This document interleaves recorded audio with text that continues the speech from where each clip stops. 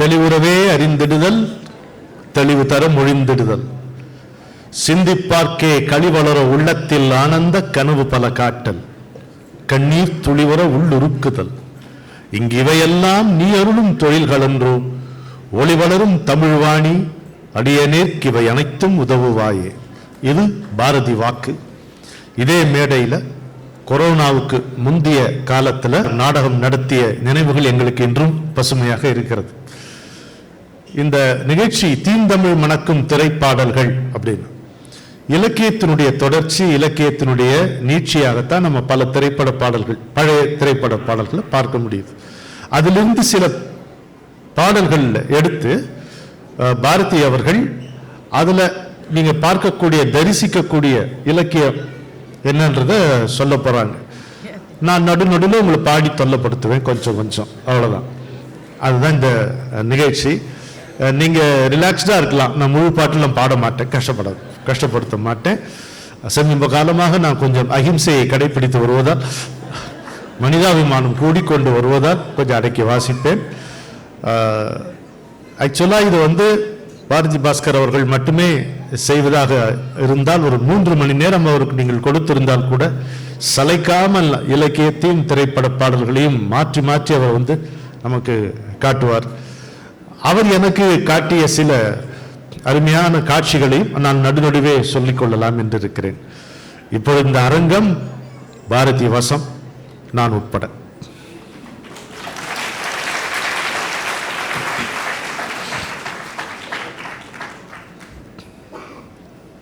எல்லாருக்கும் இந்த மைக்கு வரலையே. கேக்குதா? உங்களுக்கு ஃபீட்பேக்கே இல்லையே, எனக்கே கேட்கல. மைக் சரியில்லைங்க. நிஜமாவே அவங்க மைக்கு தான் நம்ம வாங்கிக்கணும். மைக் சரியில்லை, ஃபீட்பேக் வரல. செக் மானிட்டர்லேயும் வரல. எனக்கு வருது, அவங்க மைக்கு வேலை செய்யலாம். மானிட்டர் இல்லையா? பட் எனக்கு வருது, அது அங்கிருந்து வரதான் நினைக்கிறேன். பட் உங்களுக்கு வரல. பின்னாடி இருக்கிறவங்களுக்குலாம் கேட்காதுன்னு நினைக்கிறேன். அநேகமா கேட்கலன்றாங்க, இல்லைன்றாங்களே சார்.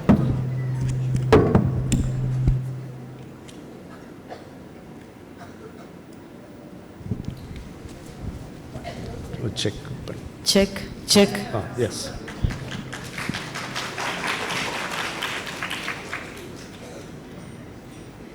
வெள்ளை கலையெடுத்து வெள்ளை பணிபூண்டு வெள்ளை கமலத்தில் வீற்றிருப்பாள், வெள்ளை அரியாசனத்தில் அரசரோடு என்னை சரியாசனத்தில் வைத்த தாய்.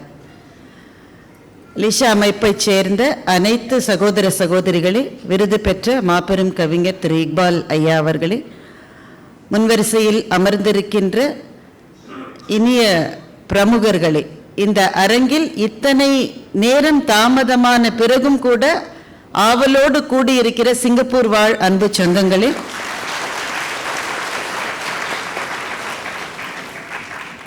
இந்த நிகழ்ச்சியை என்னோடு இணைந்து நடத்துவதால் எனக்கு பெருமை சேர்த்து கொண்டிருக்கின்ற, பாரதியாகவே வாழ்ந்து கொண்டிருக்கின்ற இசைக்கவி ரமணன் அண்ணா அவர்களே,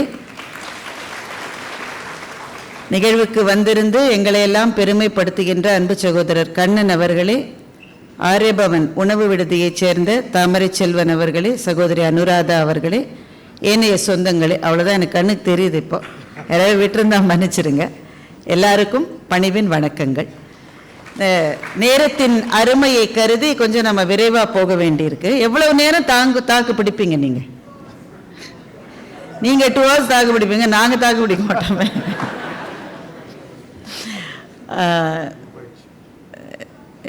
8:50 இப்போது.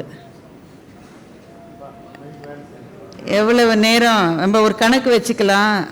ஒரு 1.25 மணி நேரம். அப்படி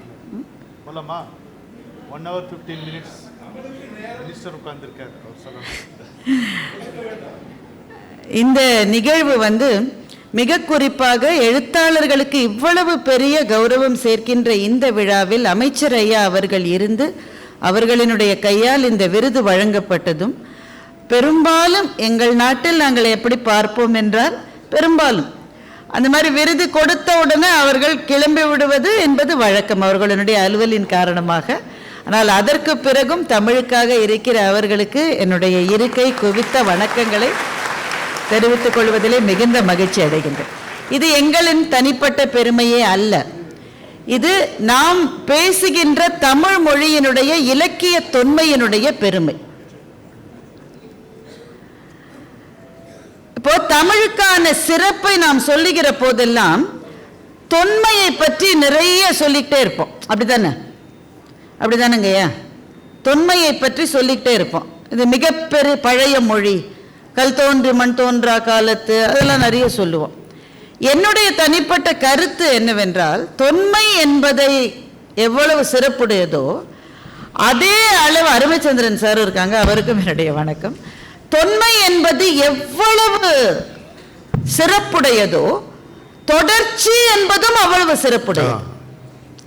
தொன்மைக்கு தருகின்ற அந்த சிறப்பை தொடர்ச்சிக்கும் தர வேண்டும்.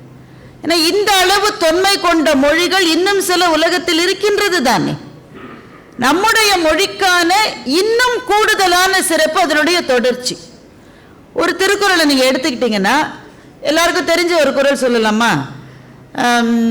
வாய்மை எனப்படுவது யாதெனில் யாதொன்றும் தீமை இல்லாத சொல்லல். 7 சொற்கள். இந்த 7 சொல்ல எடுத்துட்டு 7மே இன்னும் புழக்கத்தில் இருக்கிற சொல் தான். இதுதான் நான் தொடர்ச்சின்னு சொல்றேன். 2000 வருஷங்களுக்கு முன்னாலே இருந்த ஒரு கல் கூட இப்போது கிடையாது. ஆனால் 2000 வருஷங்களுக்கு முன்னால் இருந்த சொல் இன்னமும் வாழ்கிறது என்றால் இந்த மொழியினுடைய சிறப்பு அதனுடைய தொன்மையோடு சேர்ந்த தொடர்ச்சி. அந்த தொடர்ச்சியை பற்றி தான் இன்னைக்கு நாங்கள் பேச வந்திருக்கோம். பண்டைய இலக்கியங்களிலே இருக்கிற சிறப்புகளை எல்லாம் நாம் எடுத்து சுவைத்து அதில் ஈடுபடுகிற போது அதனாலே அதே வரிகளை படித்து அதனால ஒரு மகிழ்ச்சி அடைந்து அதை திரை இலக்கியத்தில் உபயோகப்படுத்திய நம்முடைய கவிஞர்களுக்கு ஒரு அஞ்சலி செலுத்தி அவர்களை நினைவு கூறுகின்ற முயற்சி தான் இந்த முயற்சி. இந்த வடிவத்தை கட்டமைத்தவர் இசைக்கவி ரமணன் அவர்கள் தான். அது ரொம்ப பிரீஃபா அது மட்டும் சொல்லிடுறேன். அவர் இந்த காலங்களில் அவன் வசந்தம்னு கண்ணதாசனை பற்றி குறிப்பாக, இந்த நிகழ்வு எல்லா கவிஞர்களையும் பற்றியது, கண்ணதாசனை பற்றி குறிப்பாக அவர் அந்த நிகழ்ச்சியை நடத்தி ஒரு 2-3 வாரம் கழித்து என்னையும் அதில் பேச கூப்பிட்டு இருந்தார். நான் என்னுடைய வழக்கமான ஒரு என்ன வார்த்தை, ஒரு அலட்சியத்தினால, ஏன்னா பொதுவாக சொன்ன நேரத்தில் நம்ம ஆரம்பிக்கிறது இல்லை, இப்போ இங்கே செய்கிறோமா இல்லையா, அப்படித்தானே 6 மணிக்கு நிகழ்ச்சி அப்படின்னு அவர் சொல்லியிருந்தார். பெரும்பாலும் அப்படி நாங்கள் 6 மணிக்கு போகிறதில்ல, நீங்கள் பார்த்துக்குங்க. ஏன்னா 6 மணிக்கு போனாக்க வரலாறு காணாத கூட்டம் இருக்கும். வரலாறு காணாத கூட்டம் என்பது மைக் செட் போடுறவரையும் சேர்த்து 5 பேர் இருப்பாங்க. அதனால நான் அலுவலகத்திலிருந்து வந்தேன். அந்த நிகழ்வு நடக்கிற அரங்கத்துக்குள்ள வெளியில யாருமே இல்லை. நான் நினைச்சேன் கூட்டமே இல்லை போல இருக்கு, இவர் ஏதோ கூப்பிட்டாருன்னு வந்தேன், கூட்டமே இல்லை போல இருக்கு நினைச்சு கதவை திறந்தா இவர் நிக்கிறாரு. முழு ஹாலு ஃபுல்லா இருக்கு. எல்லாரும் என்னுடைய வருகைக்காக காத்திருந்தார்கள். என்னுடைய வாழ்க்கையிலே நான் ரொம்ப ஹம்பிளா உணர்ந்த ஒரு தருணம் அந்த தருணம் தான். அந்த மேடையிலே அவரோடு அந்த நிகழ்வை செய்கிற போதுதான் திரைப்பாடல்களை பற்றி பேசுவதற்கு இவ்வளவு இலக்கிய கூறுகள் இருக்கிறது என்ற புதிய வாசல் ஒன்று எனக்காக திறந்தது. அதனால் அவருக்கு திரும்பவும் என்னுடைய நன்றியை தெரிவித்துக் கொள்வதிலே மகிழ்ச்சி அடைகின்றேன்.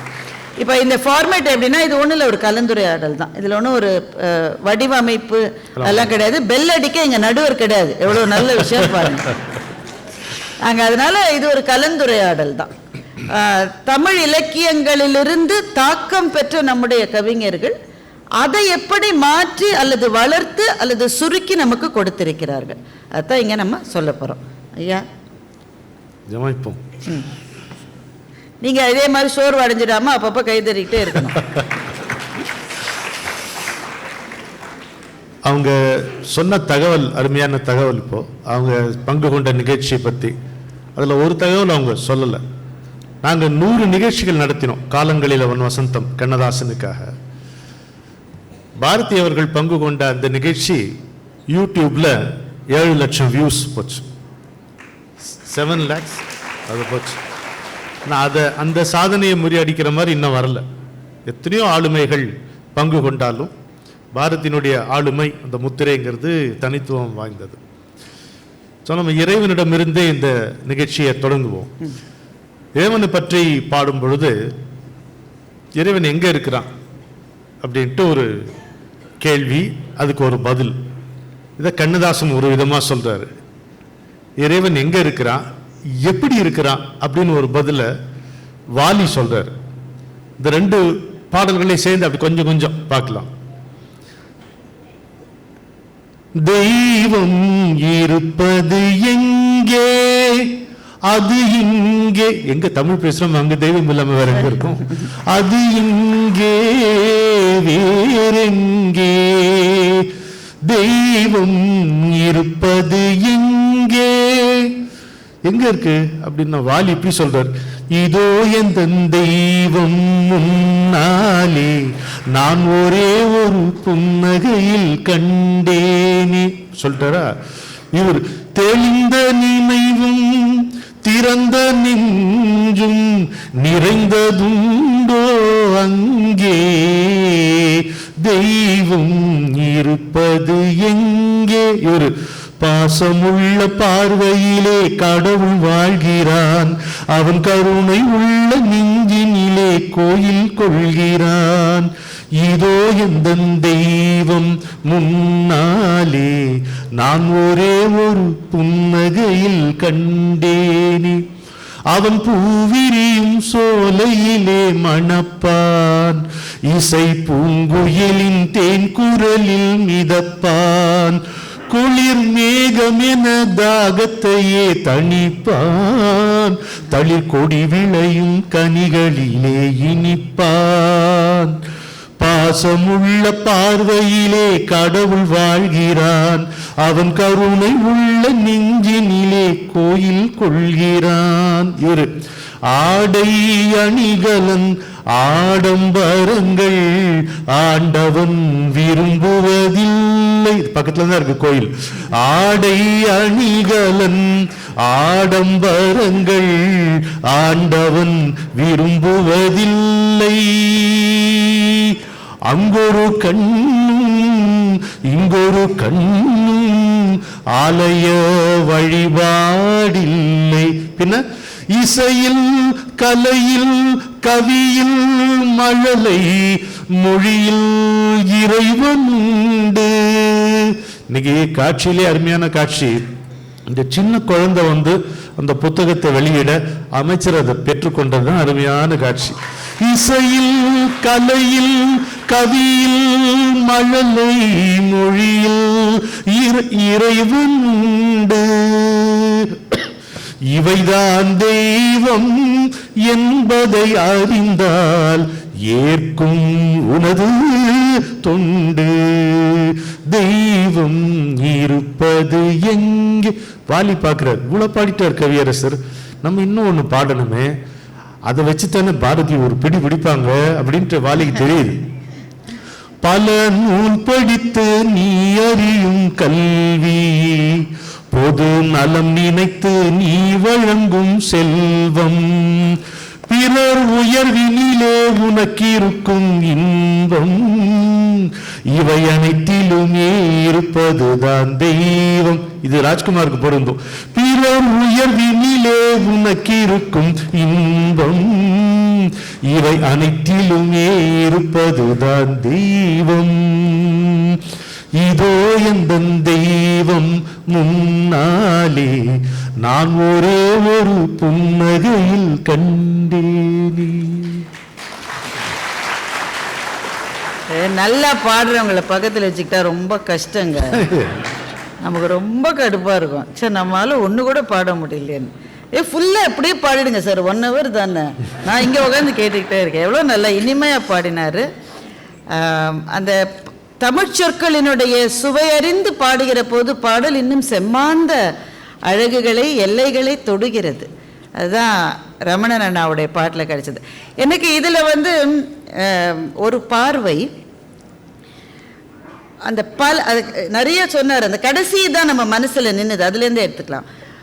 பல நூல் படித்து நீ அறியும் கல்வி, பிறர் நலம் நினைத்து நீ வழங்கும் செல்வம், இது ரெண்டும் சொல்லாத சமயங்களே இந்த உலகத்தில் கிடையாது. இது 2 தான் கடவுள் இருக்கிற இடம் என்பதை சொல்லாத கவிஞர்களே கிடையாது.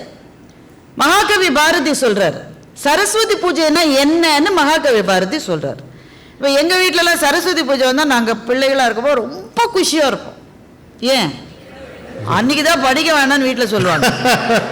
அந்த ஒரு நாள் தான் படிக்க வேணாம்பாங்க. நாங்களும் என்ன பண்ணுவோம், எல்லா புக்கு மேலே சந்தனத்தை போட்டு அதை வச்சிருவோம் பூஜையில். ஏன்னா எங்கள் அம்மா அன்னைக்கு ஒரு நாள் தான், ஏன் இவ்வளோ நேரம் படிக்கலைன்னு கேட்காத நாள். பாரதி சொல்றாரு, இதெல்லாம் சரஸ்வதி பூஜை தான், ஆனால் இது மட்டும் சரஸ்வதி பூஜை இல்லை அப்படின்னு சொல்றாரு. வீடுதோறும் கலையின் விளக்கம், வீதிதோறும் இரண்டொரு பள்ளி, நாடு முற்றிலும் உள்ளன ஊர்கள் நகர்கள் எங்கும் பல பல பள்ளி, தேடு கல்வி இல்லாதன ஊரை தீயினுக்கு இரையாக மடுத்தல், கேடு நீக்கும் அமுதம் என் அன்னை கேண்மை கொள்ள வழி இவை கண்டீர் என்று மகாகவி பாரதி சொல்லுகிறார். அப்ப கேடு நீக்கும் அமுதம் என் அன்னை யாரு? அந்த கலைமகள்.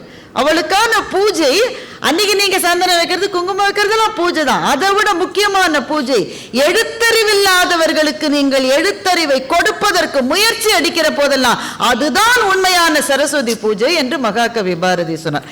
இப்ப அந்த லைன்ல இருந்து வாலி சொன்னதை எடுத்து பாருங்க. பல நூல் படித்து நீ அறியும் கல்வி, அந்த கல்விக்குள்ளே கடவுள் இருக்கிறது. பிறர் நலம் நினைத்து நீ வழங்கும் செல்வம், இதை சொல்லாத மதங்கள் ஏதாவது இருக்க முடியுமா? மற்றவர்களுக்கு என்று ஒன்று கொடுக்கிற போது திருமூலர் சொல்லுகின்றார், படமாடர் கோயில் பகவர்க்கு ஒன்று ஈயில், நடமாடர் கோயில் நம்பர்க்கு அஃது ஆகா. நடமாடர் கோயில் நம்பர்க்கு ஒன்று ஈயில், படமாடர் கோயில் பகவர்க்கு அஃது ஆமே. இதையே அப்படியே தமிழ்ல சொல்லிட்டீங்க, நல்லா இருக்கு. ஒன்றும் இல்லைங்க, இங்க கோவிலுக்குள்ளே இருக்கிற கடவுளுக்கு நம்ம பிரியத்துக்காக நிறைய கொடுக்குறோம். அது நம்ம ஆசைப்பட்டு கொடுக்குறோம். அப்படி நீங்க கொடுக்கிற போது அது கோயில்ல இருக்கிற கடவுளுக்கும் கோயிலுக்கும் கொடுத்ததானே தவிர தெருவில் இருக்கிற பசியில நிக்கிறவனுக்கு அது போய் சேரும்னு சொல்ல முடியாது. படமாடர் கோயில் பகவர்க்கு ஒன்று ஈயில், நடமாடர் கோயில் நம்பர்க்கு அஃது ஆகா. அதையே திருப்பி போடுறார். ஆனா நடமாடர் கோயில் நம்பர்க்கு ஒன்று ஈயில், படமாடர் கோயில் பகவர்க்கு அஃது ஆமே. நீ வெளியில பசியோட இருக்கிற ஒருத்தனுக்கு ஒன்று கொடுத்துட்டேன்னா அது கடவுளுக்கும் சேர்த்து என்று திருமூரல் சொல்கிறார். இது எல்லாமே கலந்ததுதான் வாலியினுடைய இந்த 2 லைன் வச்சுக்கோங்களேன். பல நூல் படித்து நீ அறியும் கல்வி, பிறர் நலம் நினைத்து நீ வழங்கும் செல்வம். இது 2 எல்லாருமே சொல்லிட்டாங்க. இதை பத்தியே 1 hour பேசலாம். அவர் சொன்ன மாதிரி நமக்கு நேரம் இல்லை. எனக்கு என்ன ஆச்சரியம்னா அந்த 3வது லைன் அவர் எப்படி எழுதினாருன்னு தான் எனக்கு ஆச்சரியம். என்ன லைன் அது? பிறர் உயர்வினிலே உனக்கிருக்கும் இன்பம் இவை அனைத்திலுமே இருப்பதுதான் தெய்வம். பிறர் உயர்வினிலே மகிழ்வது அப்படின்ற அந்த அதுல கொஞ்சம் நிக்கலாமா? ஒரு நிமிஷம் நிக்கலாமா? நம்ம எல்லாருக்கும் நிறைய ஃப்ரெண்ட்ஸ் இருக்காங்க, அப்படிதானே? ஃபேஸ்புக்கிலலாம் ஆயிரக்கணக்கில் இருக்கிறவங்களெல்லாம் விட்டுருங்க. நம்ம பார்த்து அன்றாடம் பழகுகிற ரிலேட்டிவ்ஸ், ஃப்ரெண்ட்ஸு, வீட்லேயே அண்ணன் தம்பி அக்கா தங்க கசின்ஸு எல்லாரும் இருக்காங்க. இப்போ உங்களுக்கு ஒன்று நல்லது கிடைச்சிருக்குன்னு வைங்க, பெரும்பாலும் நமக்கு கிடைக்கிறது இல்லை, கிடைச்சதுன்னு வைங்க, ஏதோ ஒன்று கிடைச்சிருக்கு, ஒரு பெரிய ப்ரமோஷன், ஒரு பதவி, நீங்க நினைச்சு கூட பார்க்காத ஏதோ ஒரு செல்வம், ஏதோ ஒன்று கிடைச்சிருக்கு. நீங்க ஒரு 10 பேர்கிட்ட சொல்லுங்களேன், உங்களுக்கு ரொம்ப ஃப்ரெண்ட்ஸ் தான், ரிலேட்டிவ்ஸுங்க, 10 பேர்கிட்ட சொல்லுங்க, ஒரு ஒருத்தர் 2 பேர் அப்படியே ஒரு புஸ்வானத்திலிருந்து பூக்கள் தூவது போல அப்படி மகிழ்வாங்க, மகிழலாம். அந்த பாக்கி 8 பேர்ட்டு நீங்க சொல்லும் போது சத்தியமா சொல்லுங்க, அவங்க கண்களில் ஒரு கணம் கருமையை சந்தித்தராதவர்கள் உங்களில் யார்? யாருமே கிடையாது. ரொம்ப ஃப்ரெண்டு, அந்த ஒரு நிமிஷம் கண்ணை பார்த்துட்டீங்கல்ல நீங்க, அதுக்கப்புறம் தான் சொல்ல, ஏய் மச்சான் கிடைச்சிருச்சாடா, கங்க்ராச்சுலேஷன்ஸ் மச்சான், பார்ட்டி எப்ப, அதெல்லாம் அப்புறம். அதுக்கு முன்னாடி அந்த கண்ணில் ஒரு நிமிஷம் கருமையை நீங்க பார்த்துட்டீங்க தானே, அதுதான் யதார்த்தம். ரொம்ப சொந்தக்காரங்களா இருக்கலாம், கூட பிறந்தவங்களா கூட இருக்கலாம். ஆனா பிறர் உயர்வினிலே உனக்கிருக்கும் இன்பம் என்பது தத்துவங்களிலெல்லாம் மகத்தானது. அதனால்தான் வாலி சொல்றாரு, கடவுள் அங்க இருக்காருன்னு சொல்லுகிற போது வாலியினுடைய உயர்விலே காயப்பட்டவர்கள் எத்தனை பேரை வாலி சந்தித்திருக்கிறார்னு நம்ம யோசிப்பதற்கான ஒரு ஸ்பேஸை அந்த கவிதையில கொடுக்கிறார். அப்போ கடவுளை நோக்கி போகிற நம்முடைய பயணம் என்பது ரொம்ப கடுமையான பயணம் தான். ஆனா அதுல நாம சில விஷயங்களை பிராக்டிஸ் பண்ணிக்கலாம். நாம பிராக்டிஸ் பண்ண வேண்டிய ஒரு விஷயம், நம்ம துறையில, நம்ம கூட, நம்ம அலுவலகத்தில் இருக்கலாம், வீட்டில் இருக்கலாம். எங்க துறையை பத்திலாம் சொல்ல முடியாது, சொன்னா வீடியோ கேமரா இருக்கக்கூடாது. ஒரு சின்ன உயர்வு கிடைக்கிற போது we say that it is in politics, but everywhere there is politics. அலுவலகங்களை அதை நம்ம சந்திக்கலையா? அப்போ நமக்கு கீழே இருக்கிறவங்க அல்லது நமக்கு அதே லெவல்ல இருக்கிறவங்க அவங்களுக்கு ஒரு உயர்வு கிடைக்கிற போது மனப்பூர்வமான மகிழ்ச்சியை ஒரு கணம் நம்மால் பெற்றுவிட முடியும் என்று சொன்னால், கடவுளை வெளியே தேட வேண்டியதே நம் நெஞ்சத்துக்குள்ளேயே அந்த கடவுள் இருக்கிறார் என்று வாலி சொன்ன அருமையான பாடல் தான் இந்த பாடல். இப்போ இவ்வளோ தூரம் சொல்லிட்டான், அப்போ அடுத்த பாட்டுக்கும் அப்படியே போயிடலாம். அவர் பாடுவார், நான் பாட மாட்டேன். அந்த சில பேருக்கு ஏன் அந்த பொறாமை என்பது ஏன் இருக்குன்ற கேள்வி வருது இந்த பாட்டிலேருந்து. அடுத்த ஸ்டெப் அதுதானே. ஏன்னா அப்படிதான் இருக்கும். மனிதனுடைய ஆதி குணங்களில் ஒன்று பொறாமை. விவிலியம் சொல்லுகிறது, விவிலியத்தினுடைய பதிவின்படி இந்த உலகத்திலே நடந்த முதல் கொலையே பொறாமையினால் நடந்த கொலை தான். First crime was because of jealousy. Cain and ஏபிளுக்கு நடுவில் வந்த அந்த பொறாமை ஒரு மரணத்திலே முடிந்தது. பதிவு செய்யப்பட்ட முதல் மரணத்துக்கு பின்னாடி இருந்த உணர்வே பொறாமை தான். அதுதான் மாச்சரியம் என்று 6 பெரும் பாவங்களில் ஒன்றாக சொல்லப்படுகிறது அந்த பொறாமை. ஆனால் அது அப்படிதான் இருக்கும். அப்படி இருக்கக்கூடாதுன்னு கண்ணதாசன் அவ்வளவு அழகா ஒரு பாட்டை எழுதியிருக்கார். அது எப்படி தொடங்குறாருன்னா, இக்கரைக்கு அக்கறை பச்சை. இந்த பாட்டு எனக்கு ரொம்ப ரொம்ப ரொம்ப பிடிச்ச பாட்டு. எப்படித்தான் இந்த மனுஷன் இந்த பாட்டை எழுதினானோ நம்ம அப்படியே ஆச்சரியப்பட வைக்கிற பாட்டு. இக்கரைக்கு அக்கறை பச்சை, என் வீட்டு கண்ணாடி என் முகத்தை காட்டவில்லை, இக்கரைக்கு அக்கறை பச்சை. நான் நல்ல கார் வாங்கியிருக்காங்க, ரொம்ப ரொம்ப பிடிச்சிருக்கு காரை. உங்க ஊர்ல கார் வாங்குறது என்னங்க இவ்வளோ கஷ்டமா இருக்கு? அடேங்க அப்பா, நல்ல வேளை நாங்களாம் சென்னையில் இருக்கோம், பட்டு பட்டுன்னு கார் வாங்கலாம். ஒரு கார் சரி, நம்ம தமிழ்நாட்டில் ஒருத்தர் கார் வாங்கிட்டாருங்க, நல்ல கார், நிறைய செலவச்சு நல்லா வாங்கி தினம் அதை ஊதி ஊதி தூசை எடுக்கிறார், துணியால் கூட துடைக்கல. அப்படி பார்த்து பார்த்து பார்த்து பார்த்து பார்த்து திடீர்னு பார்த்தா காரையே கவனிக்கல. கார் மேலே தூசி இருக்கு, பெரிய கார். என்னடா காரணம், இவ்வளோ நாள் கார் மேலே இவ்வளோ உயிராக இருந்து என்னாச்சு? ஒன்றும் இல்லை, பக்கத்து வீட்டுக்காரன் அதோட பெரிய கார் வாங்கிட்டான். இந்த அவ்வளவுதான் நம்முடைய மகிழ்ச்சியினுடைய அதுதான் கண்ணதாசன் எழுதுறாரு. இக்கரைக்கு அக்கறை பச்சை, என் வீட்டு கண்ணாடி என் முகத்தை காட்டவில்லை, இக்கரைக்கு அக்கறை பச்சை. நான் பார்க்கிற போது என் கண்ணாடி என் முகத்தை காட்டல, நான் யாரோ ஒருத்தனை மாதிரி நான் ஆகணும்னு ஆசைப்படுறேன், அவனுடைய முகம் தான் அந்த கண்ணாடியில தெரியுதுன்னா எவ்வளவு பத்தட்டிக்கான ஒரு வாழ்க்கை. மேலே எழுதுறாரு, சம்சாரியின் ஆசை சந்நியாசம், சந்நியாசியின் ஆசை சம்சாரம். இது கண்ணதாசன் தான் எழுத முடியுது, வேற யாரும் எழுத முடியாது. காணலுக்கு மான் அலையும் கண் கண்ட காட்சி, கண்முன்னே காணுங்கள் 1 கோடி சாட்சி, இக்கரைக்கு அக்கறை பச்சை. இல்லாத பொருள் மீது எல்லாருக்கும் ஆசை வரும், இக்கரைக்கு அக்கறை பச்சை. அப்படின்ட்டு நமக்கு வேணுங்க சொல்ல, கடல் மீது வீழ்ந்தவர்கள் நீந்துங்கள். நீ கடல் மேல விழுந்தியா, நீந்திப்போ. கனி மீது வீழ்ந்தவர்கள் உண்ணுங்கள், வழிச்சாலை கண்டவர்கள் செல்லுங்கள், போக வழியின்றி இருப்பவர்கள் நில்லுங்கள். கல் தரையில் கை போட்டு நீந்துகின்ற மனிதா, காலமிட்ட கட்டளையை மாற்றுவது எளிதா, இக்கரைக்கு அக்கறை வச்ச என்றும் இக்கரைக்கு அக்கறை வச்ச. இல்லாத பொருள் மீது எல்லோருக்கும் ஆசை வரும், இக்கரைக்கு அக்கறை பச்சை என்றும் இக்கரைக்கு அக்கறை பச்சை. அடுத்த சரணத்தில் எழுதுறாரு, மழை நாளில் உன் கண்கள் வெயில் தேடும், கோடை வெயில் நாளில் உன் மேனி குளிர் தேடும், அது தேடி இது தேடி அலைகின்றாய், வாழ்வில் எது வந்து சேர்ந்தாலும் தவிக்கின்றாய். அவரவர்க்கு வாய்த்த இடம் அவன் போட்ட பிச்சை, அறியாத மானிடர்க்கு அக்கறையில் இச்சை என்று எழுதுகின்றார். மழை நாளின் கண்கள் வெயில் தேடும், கோடை வெயில் நாளில் ஏனி குளிர் தேடும். அது தேடி இது தேடி அலைகின்றாய், வாழ்வில் எது வந்து சேர்ந்தாலும் தவிக்கின்றாய்.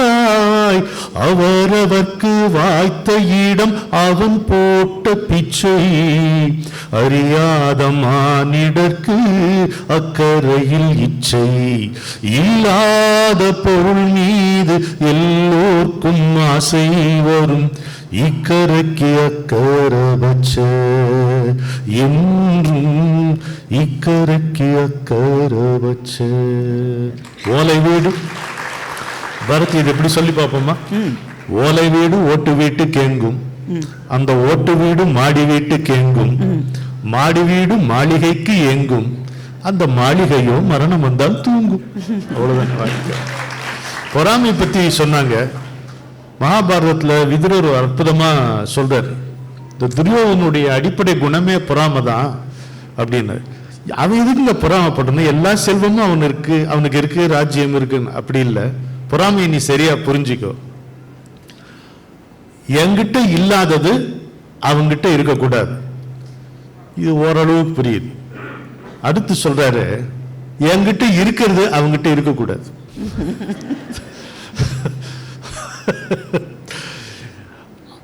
மூணாவது தான் சூப்பர், அவன் ஒருத்தனே இருக்கக்கூடாது. இதுதான் பொறாமையினுடைய லட்சணங்கள் இல்லையா? அது மாதிரி அதே வள்ளுவர் அதை தான் சொன்னாரு. அழுக்காறு அவா வெகுளி இன்னாச்சொல் நான்கும் இழுக்கா ஈன்றது அறம். இதை விட இதை சுருக்கமா சொல்லவே முடியாது. எது அறம் அப்படின்றது எவ்வளவு பிரம்மாண்டமான ஒரு கேள்வி. ஏன்னா ஒவ்வொருவருக்கும் தனி மனித அறம் உண்டு, குல அறம் உண்டு, மானுட அறம் உண்டு. ஏன்னா அறம் என்பது அவ்வளவு பெரிய விஷயம். இதை எப்படி சுருக்கமா சொல்றதுனாக்கா வள்ளுவர் 7 சொற்கள்ல சொல்லிட்டார். அழுக்காறு அவா வெகுளி இன்னாச்சொல். வெகுளினா கோபம், அழுக்காறுனா பொறாமை, அவான்றது பேராசை. வெறும் ஆசை இல்ல, அது பேராசை. வெகுளி இன்னாச்சொல், சுள்ளுன்னு சொல்ற ஒரு சொல்லு.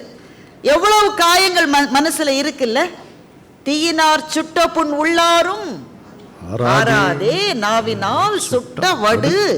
அல்ல என்ன நுட்பம் பாருங்க. தீயினால் சுட்ட புண், ஏன்னா புண்ணு தான் ஆறும்.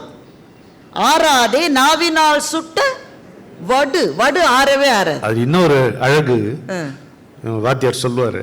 இந்த வடு ஏன் வடுன்னு சொன்னாருன்னா, நினைக்கும் போதெல்லாம் அந்த வடு புண்ணாயிடுமா, வடுவா இருந்தது புண்ணாயிடுமா. அவன் அன்னைக்கு அப்படி சொன்னானே, அவனுக்கு எப்படி சொன்னானே அப்படின்னு. சில சொற்களை மறக்கவே முடியல. சொல்லப்பட்டு எத்தனை காலங்கள் ஆனாலும் அந்த சொல்லுதான் நிக்குது. அதுக்கப்புறம் அந்த ஆள் 1000 நல்லது செஞ்சிருக்கட்டுமே, முதல்ல அதுதான். என்ன ஒன்னு நினைவு வச்சுக்கணுங்க, நாம செஞ்சது நிக்கவே நிக்காது, நம்ம சொன்னது மாத்திரம்தான் நிக்கும். அதுதான் இன்னாச்சொல். அழுக்காறு அவா வெகுளி இன்னாச்சொல் நான்கும் இழுக்கா ஈன்றது அறம். இதை எது ஒதுக்கி யார் வாழறானோ அவன் தான் அறத்தோடு வாழ்கிறவன். அதனுடைய எசன்ஸ் தான் இந்த அழுக்காரை பற்றிய இக்கரை கக்கரை பச்சை பாடல். அடுத்தது ஒரு சின்ன அசைட், ஒரு லைட்டர் வெயின்ல இவங்களெல்லாம் பார்க்கும்பொழுது எல்லாம் நம்ம ஊர்ல இருந்து வந்து இங்க வந்து இதை நம்ம ஊரா மாத்தினவர்கள் இல்லையா? ஒருத்தரும் அவங்கவுங்க துறையில சமையல்லேருந்து ஆரம்பிச்சு பெரிய பெரிய தொழில் வரைக்கும் எல்லாரும் இங்க வந்து நம்ம ஊர்ல இருக்கிற மாதிரி தானே இருக்கு. அதுக்கு யார் காரணம்? இவங்கள் தானே காரணம். முந்தியெல்லாம் எங்க ஊர்ல இருந்து ஒரு குட்டி பொண்ணு சிங்கப்பூருக்கு வந்தா உடனே ஸ்டாண்டர்டா ஒரு பாட்டு பாடிடும். என்ன பாட்டு? நம்மூர் சிங்காரி சிங்கப்பூர் வந்தாளம், பொட்டும் வச்சு பூ முடிச்சு நின்னாளா, பொட்டும் வச்சு பூ முடிச்சு நின்னாளா, லா லா லா லா. அதெல்லாம் இருக்குல்ல. எனக்கு இன்னைக்கு வரும்போது அது தோணுச்சு.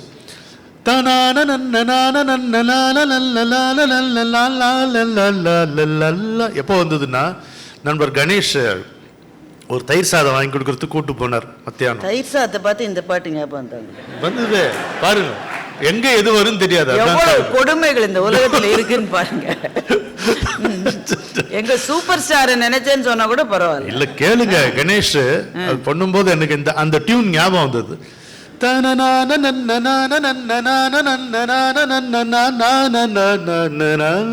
அப்படின்னும் போது நீங்க ஞாபகம் வந்தீங்க. நாடு விட்டு நாடு வந்து வீடு விட்டு வீடு வந்து பாடுபட்டு வாழுகிறோம் சம்போ. சரியா? நாடு விட்டு நாடு வந்து வீடு விட்டு வீடு வந்து பாடுபட்டு வாழுகிறோம் சம்போ. அப்புறம் ட்ரம்ப் வந்து ட்ரேட் டாரிஃப் அறிவிச்ச பிறகு ஒரே தைரியத்தோடு வாழ்கிற உங்களை எப்படி பாராட்டினாலும் கூடு விட்ட பறவை எல்லாம் கொஞ்சு கடல் தாண்டி வந்து கொண்டாட்டம் போடுதடி சம்போ. நல்லா இருக்குல்ல? கூடு விட்ட பறவை எல்லாம் கொஞ்சு கடல் தாண்டி வந்து கொண்டாட்டம் போடுதடி சம்போ. செந்தமிழ் காவம்மா எங்க சிங்கப்பூர் தீவம்மா. செந்தமிழ் காவம்மா எங்க சிங்கப்பூர் தீவம்மா. அப்புறம் என்னவோ நீங்க சொல்றதுதான். நம்ம அந்த இலக்கிய தாக்கமும் கவிஞர்கள் அதனால் அடைந்த பாதிப்பை பற்றி பேசிக்கிட்டு இருக்கோம். இல்லை, எந்த இடத்துல கண்ணதாசன் வந்து இலக்கியத்தை எடுப்பாருன்றது வந்து ஒரு பெரிய சர்ப்ரைஸாகவே இருக்கும். நமக்கு நினைத்து பார்க்க முடியாத இடம். சவாலே சமாளின்னு ஒரு படம். என்னங்க யாராவது அதில் பார்த்த ஏஜில் ஒத்துக்கூடல, அவ்வளவு இளைஞர்களின் கூட்டம் இங்கே இருக்கிறதா? கை தூக்குங்கப்பா. சவாலே சமாளி படம் பார்த்தவங்க பரவாயில்ல, கொஞ்சம் ஓரளவுக்கு சரியா கை தூக்கினா வயசு தெரிஞ்சிடும், பல பேர் தூக்காம இருக்காங்க. சவாலே சமாளி படத்துல சிவாஜி சாரும் ஜெயலலிதா மேடம், அதுல அவங்க ரெண்டு பேரும் அவங்களுக்கான கல்யாணம்ன்றது விபரீதமான ஒரு சூழல்ல அந்த கல்யாணம் நடந்துரும். திருமணம் நடந்த பிறகு அவங்க மேடம் வந்து என்ன நீ தொடக்கூடாதுன்னு வந்து சொல்லிடுவாங்க. அப்போ சிவாஜி சார் பாடுற மாதிரி ஒரு பாடு. இது வந்து படமே அப்போ டென்ஸ்டாக இருக்கும். அப்போ வந்து அந்த ஹீரோயின் ரொம்ப பணக்கார வீட்டிலேருந்து வந்து ஒரு குடிசையில் வந்து இருக்கா. தன்னுடைய கணவனை பார்த்து உங்களுக்கு மட்டும் ஏதாவது மானம் ஏதாவது இருந்ததுன்னா என் மேலே நீங்கள் உங்கள் விரல் கூட படக்கூடாதுன்னு சொல்கிறோம். அப்போ ஒரு கதாநாயகன் பாடுகிற பாட்டு. இவ்வளோ முக்கியமான ஒரு பாட்டில் கண்ணதாசனுடைய மனம் எதை நாடி போகிறது என்றால், என்னை தொடாத நீ சொன்னல, நிலவை பார்த்து வானம் சொன்னது என்னை தொடாது, நிழலை பார்த்து பூமி சொன்னது என்னை தொடாது, நதியை பார்த்து நாணல் சொன்னது என்னை தொடாதே, நாளை பார்த்து இரவு சொன்னது என்னை தொடாது. என்ன அழகில்லை? கவிதைனா இதுதான் கவிதை. அவருடைய வார்த்தைகள் எவ்வளவு எளிமை பாருங்க. இப்ப நான் சொன்ன இதுல எந்த வார்த்தையாவது கடினமான வார்த்தை இருக்கா? பயங்கரமான அதெல்லாம் கிடையாது. அதனால்தான் கவிஞர் ஜெயமோகன் ஒரு முறை எழுதினார், கண்ணதாசனுடைய கவிதை நமக்கு ஏன் அவ்வளவு பிடிக்கிறதுன்னு எழுதினார். இந்த கூட்டமான உள்ளூர் பஸ்ஸில் ஒருத்தன் போயிட்டே இருக்கான், ஒரே வேர்த்து கொட்டுது அவனுக்கு, கூட்டம்னா நெறியுது. சே எப்போதான் இந்த பயணம் முடியும்? திரும்பி பார்த்தா பக்கத்து சீட்டில் அந்த வருடம் உலக அழகி போட்டியில் முதல் பரிசு வாங்கினா உலக அழகி உட்காந்துருக்கான். இப்போ எப்படி இருக்கும் அவனுக்கு? இதை எழுதிட்டு ஜெயமோகன் சொன்னார், அந்த படம் விளங்காத, இந்த படத்தை பற்றி இல்லை, இது நல்ல படம் தான், அந்த படம் கூட விளங்காத படமாக இருக்கும். அதில் நடித்த ஹீரோ ஹீரோயின் விளங்காமல் இருப்பாங்க, டைரக்டர் சுத்தமாகவே விளங்காமல் இருப்பாங்க, கதை எந்த விதத்துலையும் நல்லா இருக்காது. ஸோ பொருத்தமே இல்லாத ஒரு சூழலில் கண்ணதாசனுடைய ஒரு பாடல் வைர வரிகளை சுமந்திருக்கும். இது எப்படி இருக்கும்னா, புழுக்கமான உள்ளூர் பஸ்ஸில் உலக அழகியை சந்தித்தது போல இருப்பது தான் கண்ணதாசனுடைய கவிதை என்று சொன்னார். இப்போ இதை பாருங்க, இது நல்ல படம். ஒரு முக்கியமான ஒரு கட்டம், அதில் நதியை பார்த்து நாணல் சொன்னது என்னை தொடாதே, நாளை பார்த்து இரவு சொன்னது என்னை தொடாது. எழுதிட்டு அடுத்த லைன் அவருடைய மனம் எப்படி இலக்கியத்தை நாடுறது பாருங்க. புதியதல்லவே தீண்டாமை என்பது, புதுமை அல்லவே அதை நீயும் சொன்னது, சொன்ன வார்த்தையும் இரவல் தானது. அதை நீயா சொல்லலடி, எங்கேருந்தோ இரவல் வாங்கி நீ சொல்லியிருக்க. எங்க இரவல் வாங்கினது நம்ம யோசிப்போம்ல, இந்த வார்த்தையை எங்கிருந்து இரவல்? திருநீலகண்டரின் மனைவி சொன்னதுன்னு சொல்லி அடுத்த லைனை எழுதுறார். இளமை துறக்க வல்லேன் அல்லேன் என்று பட்டினத்தார் சொன்ன அந்த திருநீலகண்டரனுடைய கதை. மனைவி சொன்ன மாது சொன்ன சூழால் இளமை துறக்க வல்லேன் அல்லேன். மனைவி சொல்லிட்டா தீண்டி வீராயின் எம்மை திருநீலகண்டம்னு சொல்லிட்டார். அவர் தவறான ஒரு இடத்துக்கு போயிட்டு வந்துட்டாரு. இதெல்லாம் மேடையில் சொல்றதுக்கே காலச்சூழல் அப்படி இருக்கு. தவறான இடத்துக்கு போயிட்டு வந்தாரு. மனைவி அதனால கோபம் அடைந்து சொல்றா, இனிமேல் என்னை தீண்டக்கூடாதுனா என்னைன்னு சொல்லல, தீண்டி வீராயின் எம்மை திருநீலகண்டம்னு சொல்லிட்டாரு. திருநீலகண்டத்தின் மீது சத்தியம் தீண்டக்கூடாதுன்னா அதனால இளமை துறந்து முழுக்க முழுக்க துறவி போலவே அவர்கள் வாழ்ந்தார்கள் என்பது பெரிய புராணத்திலே இருக்கிற ஒரு நாயன்மாரனுடைய கதை. இங்க இந்த சிச்சுவேஷன்ல இந்த எப்படி நினைவு வந்தது கண்ணதாசனுக்கு? புதியதல்லவே தீண்டாமை என்பது புதுமை அல்லவே, அதை நீயும் சொன்னது, சொன்ன வார்த்தையும் இரவல் தானது, திருநீலகண்டரின் மனைவி சொன்னதுன்னு சொன்னார் பாருங்க. அதுதான் அந்த இலக்கிய தாக்கம். கண்ணதாசனுக்கு பிறகு அந்த சிம்மாசனத்திலே யாருமே இல்லை என்பது என்னுடைய தாழ்மையான கருத்து. மகாகவி பாரதி 3 கவிஞர்களை பற்றி சொல்லுகின்றார். மகாகவி பாரதி சொல்றதுக்கு சரியான ஆளு. இப்போ ஒரே ஒரு மொழி தெரிந்த பர்சனை நான் இருக்கேன், தமிழ் மட்டும்தான் எனக்கு தெரியும். எங்க மொழி மாதிரி இந்த உலகத்துல ஒரு மொழி இல்லைன்னு நான் சொன்னா என்னுடைய வாக்கு நீங்க எடுத்துக்கவே கூடாது. ஏன்? நான் எதோடையுமே அதை ஒப்பிடலை, அப்புறம் நான் எப்படி சொல்ல முடியும்? ஆனால் மகாகவி பாரதி இதை சொல்லுவதற்கு எல்லா தகுதியும் உடையவர். 7 மொழிகள் அவருக்கு தெரியும், படிக்க எழுத பேச 7 மொழிகள் அவருக்கு தெரியும். விக்டர் ஹியூகோவை பிரெஞ்சிலேயே படித்த மகாபாகியசாலி தான் பாரதி. நம்மளாம் அதோட மொழிபெயர்ப்பை படிச்சே கிறங்கி போறோம். ஆனால் விக்டர் ஹியூகோ பிரெஞ்சிலேயே படிச்சிருக்கார்.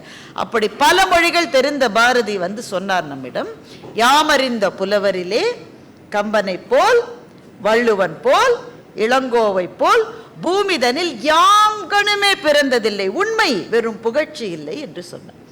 இப்போ இந்த சிம்மாசனத்தில் வைக்கப்பட்ட 3 பேர் யாரு? கம்பன், வள்ளுவன், இளங்கோ.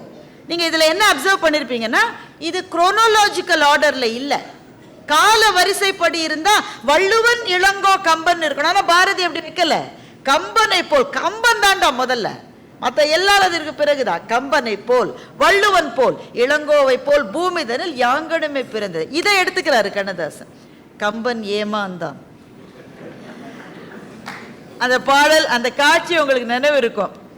அந்த கமல்ஹாசனை அந்த இளமை பருவத்தில் கண்டுகளித்த நம்மை விட பாகியசாலிகள் யார் இருக்க முடியும்? நிழலஜமாகிறது படத்துல கம்பன் ஏமாந்தான், கன்னியரை ஒரு மலர் என்றானே, கற்பனை செய்தானே கம்பன் ஏமாந்தான். வள்ளுவன் இளங்கோ பாரதி என்றொரு வரிசையை நான் கண்டேன், அந்த வரிசையில் உள்ளவர் மட்டுமல்ல நானும் ஏமாந்தேன். கம்பன் ஏமாந்தான் இளம் கன்னியரை ஒரு மலர் என்றானே, கற்பனை செய்தானே கம்பன் ஏமாந்தான்.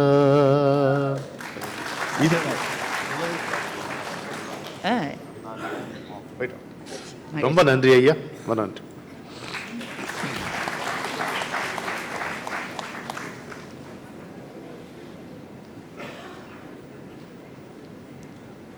இதை முடிச்சுட்டு அதுல வந்து லிங்க் பண்ணிடலாம். இந்த பாடல் ஏன் வந்து முக்கியமானதுன்னா, பாட்டை ஆரம்பித்தது கம்பனில், அப்புறம் அடுத்த லைன் இவர் இப்ப பாடினாரு, ரமணன் அண்ணா பாடினார், வள்ளுவன் இளங்கோ பாரதி என்றொரு வரிசையை நான் கண்டேன். இந்த வரிசை யார் வைத்த வரிசை என்றொரு வரிசைன்னு சொல்றாருல்ல, அந்த வரிசை யார் வைத்த வரிசை? அது கண்ணதாசன் வைத்த வரிசை. ஏற்கனவே வைத்த வரிசையில் பாரதி தன்னை சேர்த்துக்கல. கம்பன், வள்ளுவன், இளங்கோ 3 பேர் தான். கண்ணதாசன் இந்த வரிசையிலே 4ஆவதாக பாரதியை கொண்டு சேர்க்கின்றார். அப்ப இந்த வரிசையில இப்ப இருக்கிறவங்க 4 பேர்: வள்ளுவன், இளங்கோ, கம்பன், வள்ளுவன், இளங்கோ, பாரதி.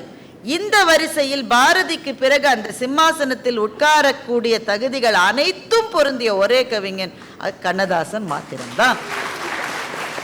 கண்ணதாசனுக்கு பிறகு என்னுடைய கருத்தில், சில பேருக்கு கருத்து மாறுபாடு இருக்கலாம், என்னுடைய கருத்தின்படி அந்த சிம்மாசனம் இன்று வரை காலியாகத்தான் இருக்கிறது என்றுதான் நான் நினைக்கின்றேன்.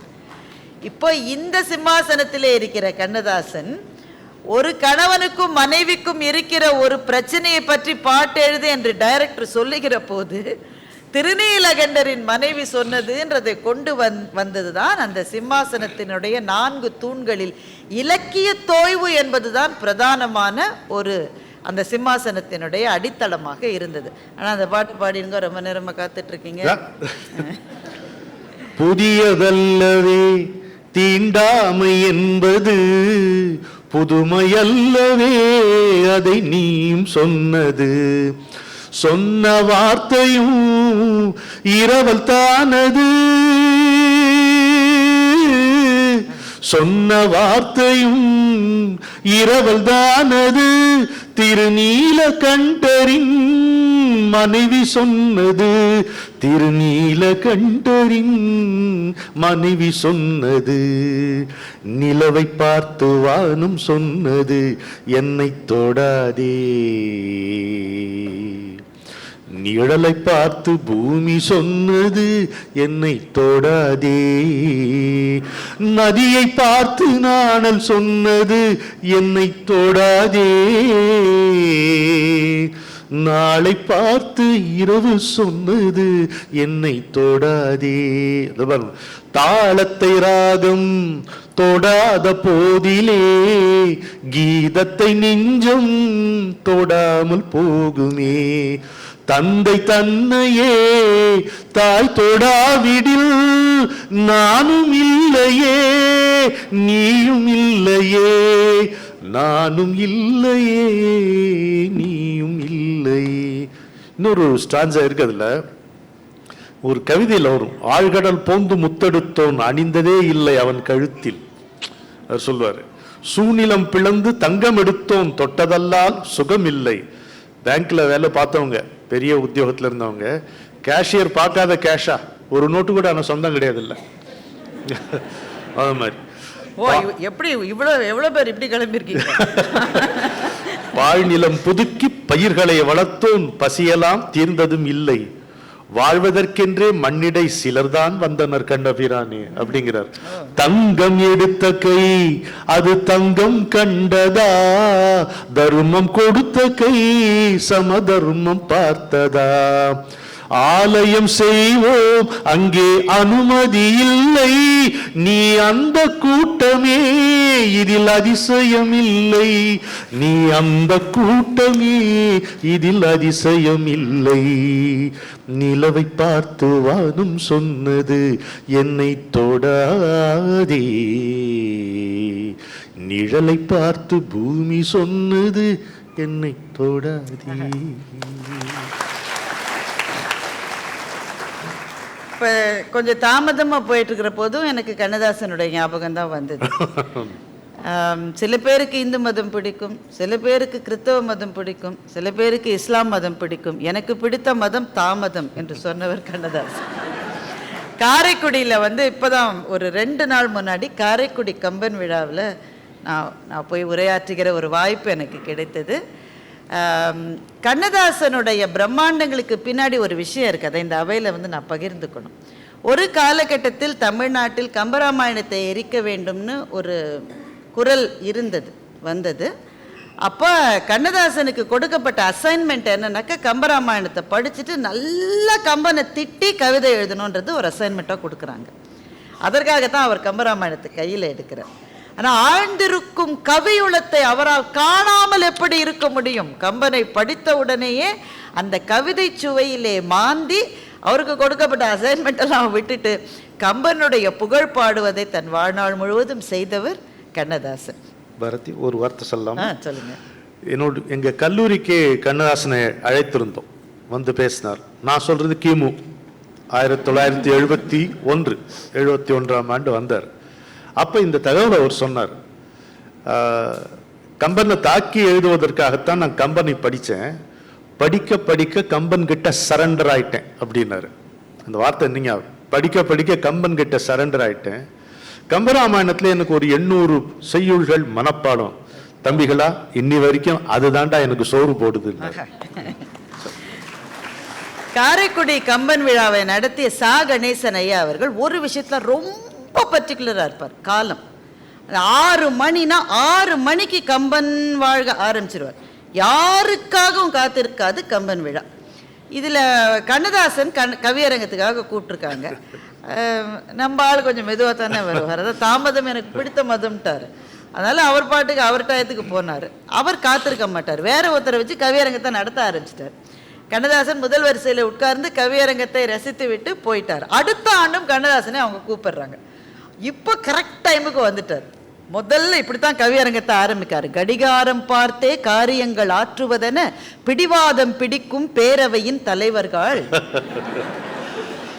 கடிகாரம் என் பகைவன், கடுகி வந்தேன் கணேசர் பயத்தால், சாகணேசர் மேல இருந்த பயத்தினால் என்று. அப்போ இவர் பாடின அந்த கவிதை வரையும் நீங்க தங்கம் எடுத்த கை அது தங்கம் கண்டதா, அது என்ன ஒரு சீரியஸான ஒரு விஷயம். அது அந்த வார்த்தைகளில் இருக்கிற அப்படியே கத்திய சொருகி எடுக்கிற மாதிரி ஒரு வலியை சமூகத்துக்கு கொடுக்கிற அவர் தான். பாட்டு ஜாலியாக கவிதை, இது ஜாலினா ஜாலி. இங்கே அந்த காரைக்குடி அந்த குழுவை சேர்ந்தவர்கள் இங்கே நிறைய பேர் இருப்பீங்க. அவங்களுக்கு இது கூடுதலாகவே புரியும். இந்த செட்டி மக்களினுடைய வாழ்க்கையிலிருந்தே சொற்களை எடுத்து அவர் பாடிய ஒரு கவிதை. என்ன சப்ஜெக்ட் என்னங்க, எதை பற்றிங்க கவிதை? ஒன்று எல்லா வீட்லையும் இருக்கிறதுங்க, எல்லா வீட்லையும் இருக்குது. மாமியாருக்கும் மருமகளுக்கும் பிரச்சனை. மாமியார் மருமகளை பற்றி கவிதை படித்தா எப்படி இருக்கும்? அதை கண்ணதாசன் நல்லாத்தான் சொன்னார் நாராயண செட்டியார். நாராயண செட்டியார்ன்றவர் தான் இவங்க இந்த மாமியாரனுடைய பொண்ணு மகனுக்கு ஒரு மருமகளை பார்த்து அவர் தான் ரெஃபர் பண்ணியிருக்காரு. ரெஃபர் பண்ணவரை நம்பி இந்த அம்மா கல்யாணம் பண்ணிருச்சு. பண்ணிட்டு தாமதமாக புலம்புது. அதுதான் இந்த கவிதை. நல்லாத்தான் சொன்னார் நாராயண செட்டியார், வல்லூரை கொண்டு வந்து வாசலில் விட்டாக, வல்லூரை கொண்டு வந்து வாசலில் விட்டாக, கல்லா பிறந்தவளை கரும்பாம்பு குட்டியின செல்லா பணத்தை செல்லுமின்னு சொன்னாங்க. ஊரெல்லாம் பொண்ணு இருக்கு, நிறைய பொண்ணு இருக்கான் ஊரில், ஊரெல்லாம் பொண்ணு இருக்கு. உட்காத்தி வச்சா தேரெல்லாம் ஓடி வரும், திருவிழா வந்ததுன்னு 8 கண்ணு விட்டறிய என் தம்பி மகள் இருக்க, குட்டி சுவரை வேலை வீடு வர கூட்டி வந்த. தம்பி மகளே இருக்கலாம், தம்பி மகள் இருக்க, இவ்வளோ கல்யாணம் பண்ணிடுச்சு இந்த அம்மா. இப்போ சொல்லுது, வீடு வர கூட்டி வந்தேன், 8 கல் பேசரி, 7 பவுன் சங்கிலி, வைரத்தால் செய்த சரம், வளைகாப்பு மோதிரங்கள் என் தம்பி கொடுத்திருப்பான், அவ மகளை கட்டியிருந்தா. வந்தாளே மகராசி வாக்கரிசி இல்லாம அப்பம் கொடுத்த சீரு 6 நாள் காணாது, கப்பலில் வருதுன்னு கதையா கதை படிச்சா. என் தம்பி மக சமைச்சா சபையெல்லாம் மனம் வீசும், கத்திரிக்காய் கூட்டு வச்சா கடவுளுக்கே பசி எடுக்கும். வெண்டைக்காய் பச்சடியும் வெள்ளரிக்காய் தக்காளி கிண்டி விட்ட கீரைக்கும் கீழிறங்கும் தெய்வம் எல்லாம். இவளும் தான் சமைச்சாலே, என் விதியை என்ன சொல்ல. ராசா கிளியாட்ட ஒத்த பிள்ளை நான் வளர்த்தேன், பேசா கிளியானா பொண்டாட்டி பேச்ச கேட்டு பாருடான்னு சொன்னா பார்க்காம போராண்டி, கேளுடான்னு சொன்னா கேட்காம போராண்டி, பாருடான்னு சொன்னா பார்க்காம போராண்டி, கேளுடான்னு சொன்னா கேட்காம போராண்டி, நீட்டி படுத்தா விதி எனக்கு இல்லையா, தேவி கருமாரி தென்மதுரை மீனாட்சி காவலுக்கு நீந்தா காத்திருக்க வேணுமடி, ஒரு மக பெத்திருந்தா உதவிக்கு வந்திருப்பா, மருமகளை நம்பினேன் மகராசி பேயானா, நல்லாத்தான் சொன்னாரு நாராயண செட்டியாரு என்று கவிதை முடித்து. இதுக்கு ஒரு பாட்டே இருக்கு பாரு. இது அப்படியே மாமியாரை பத்தி, இது மாமியார் சொல்றது, மாமியாரை பத்தி மருமக பாடுற மாதிரி ஒரு பாட்டு இருக்கு. இதோட ரெட்ரோ இருக்கு, பாடவா? பாடுங்க. நீங்க கேட்டிருப்பீங்களான்னு தெரியாது. இந்த பக்கத்துல சின்ன தாயின்னு தோழி, சரி, அவளை பேச்சுக்கு துணைக்கு அழிச்சு இந்த மாதிரி ஆயிடுச்சு, இந்த மாமியார்கிட்ட நான் சிக்கிக்கிட்டேனே அப்படின்னு தூளியை ஆட்டுறான். குழந்தை அதில் ஆட்டிக்கிட்டு பாடுறான்.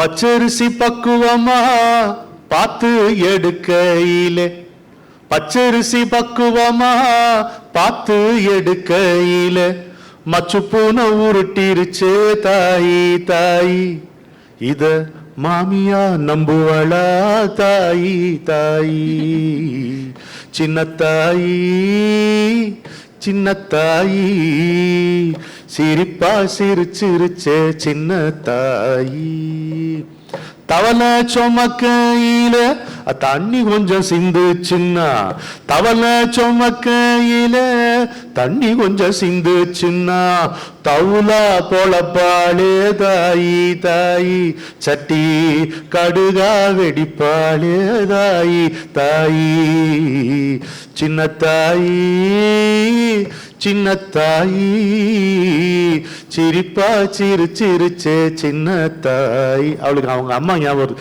கண்ணே கனியமுதே கஸ்தூரி மஞ்சழகே பொன்னிய மணியே இன்னு பூவாட்டம் தாயி வளர்த்தா, கண்ணே கனியமுதே கஸ்தூரி மஞ்சழகே பொன்னிய மணியே இன்னு பூவாட்டம் தாயி வளர்த்தா, வம்பு வரக்கூடாதுன்னு ரொம்பத்தான் செலவழிச்சா, கும்பாவ பார்த்துதான் கொடிய படர விட்டா, மச்ச பொருத்தம் இல்ல மானாம பார்த்து வச்சா, பச்சனத்தை சித்தேரும்பா பாவி தொலைக்கிறாளே, பச்சரிசி பக்குவமா பார்த்து எடுக்கையில மச்சு பூனம் உருட்டிருச்சு தாயி தாயி, இத மாமியா நம்புவளா தாயி தாயி, சின்ன தாயோ சின்ன தாயி,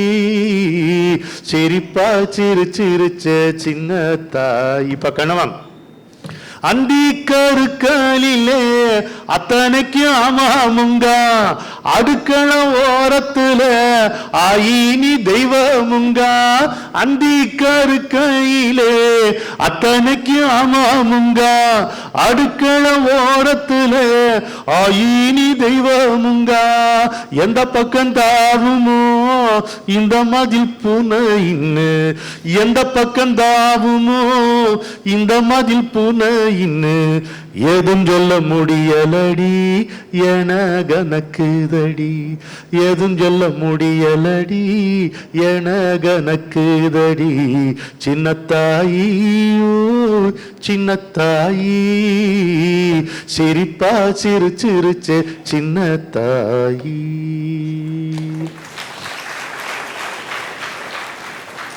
இந்த பாட்டு எந்த படத்துல வந்தது கேட்க வேணாமா? நீங்க கேட்க மாட்டீங்க.